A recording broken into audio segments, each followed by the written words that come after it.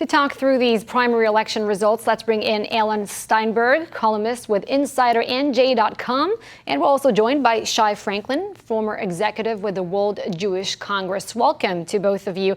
Alan, I'll start with you. Amir Peretz, he won the primary with 47% of the vote.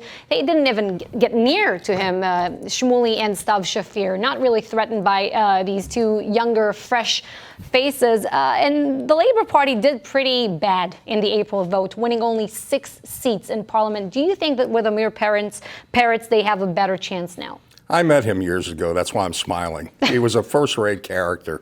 And all this points out to the increasing irrelevancy of the Labour Party. It's kind of tragic because the Labour Party was the grand old party of Ben-Gurion. It was the grand old party of Moshe Sharett, Golda Meir, Yitzhak Rabin.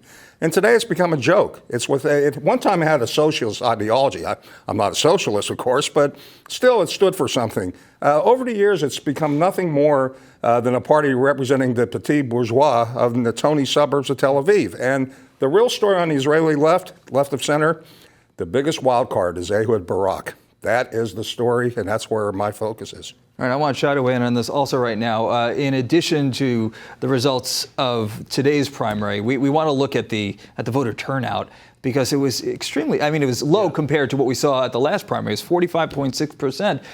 Do Israelis and particular Labour Party members, historically Labour Party members, do they just have, election fatigue at this point? Well, yeah, because this is the second time in a few months where they have, it's 6 months, I guess, where they have primaries.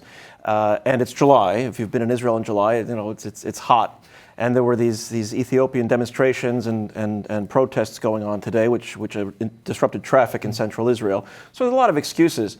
But they have half the members that they used to have, and just a few years ago, and only half of those showed up. So yeah, turnout. So Peretz, the fact that Peretz got a convincing share of the vote is good for him, but it's bad for Labour because so few people came to turn out. If there'd been more turnout, maybe Itzik Shmuley would have won. Maybe Stav Shafir, one of the younger leaders. But this is not a good sign for them. If they can't get the people, it's not like in the United States where anybody who's registered as a Democrat can go. These are actual dues-paying members of the Labour Party. They didn't come out to vote. So it doesn't look so good for them. And Barak is going to steal a lot of their thunder, I'm afraid. Well, Barak, former Israeli prime minister, he does not even have a name for his new party, but he does have an agenda. And today there was a press conference in Tel Aviv in which he laid out some of his key positions. One is that he will not join any government, any coalition led by Prime Minister Netanyahu. The second one is that he will not join any government which will not draft Jewish Orthodox. Pretty similar to what Avigdor Lieberman is saying. Have you imagined that this will become such a sticking point? Is it such a sticking point, the draft bill?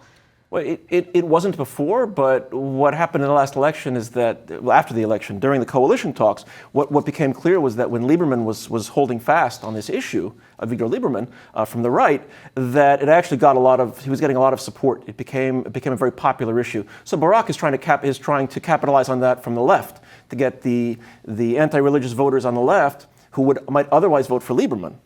But I'm reading this the opposite, though. Right. I read today what Barak said. He doesn't want to draft Haredim.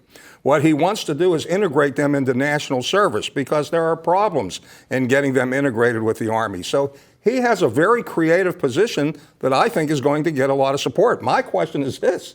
Is there a way he can get some Haredi support or get them on whatever list he is forming? Both of you, and I really like your take on this question because you have everybody who's trying to get their point across right now as to why they should be the ones in power. You have, it seems as though it's kind of the Israeli version of what's going on with the Democratic Party in the United States. Anybody but Trump, except it seems like you have anybody but Bibi at this point. Is that really what it's going to come down to? Well, as in the United States, anybody but Trump, and yet Trump still is he has 42%. Yeah. And, he's barely campaigned. So Netanyahu still is going to have, he'll be one of the two major parties. He'll be leading one of the two major parties. Likud is not going to throw him out.